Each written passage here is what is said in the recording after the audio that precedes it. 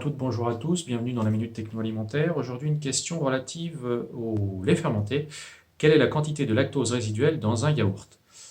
Alors, on considère souvent que les gens qui ont du mal à consommer, à digérer, à assimiler le lactose du lait peuvent quand même digérer le yaourt, ce qui est vrai. Alors, c'est pas parce qu'il n'y a plus de lactose dans le yaourt, sauf certaines formulations dites sans lactose, mais c'est parce qu'une partie du lactose a été dégradée par les bactéries lactiques. Ça, c'est prévu par le process, c'est-à-dire que le lactose est transformé en acide lactique et cet acide lactique fait baisser le pH, déstabilise les protéines et donne la texture du yaourt. Mais tout le lactose n'est pas dégradé. Par contre, les bactéries produisent toujours en quantité de la lactase. Ces bactéries sont vivantes dans votre intestin quand vous avez consommé du yaourt.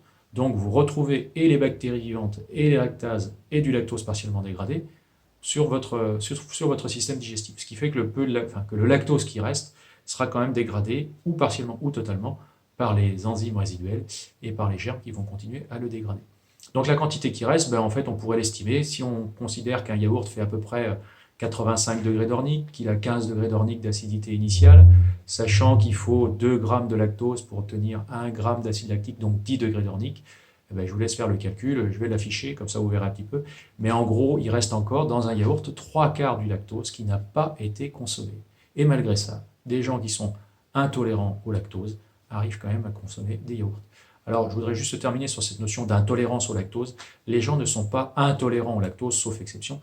Les gens sont plus ou moins tolérants à une quantité de lactose. Et c'est vrai qu'on peut tous assurer, assimiler une certaine quantité ou dégrader une certaine quantité de lactose. C'est quand il y en a beaucoup que ça pose problème. Donc, plutôt que intolérant, ce n'est pas une intolérance complète, sauf cas exceptionnel, bien évidemment, c'est une tolérance partielle à la présence de lactose.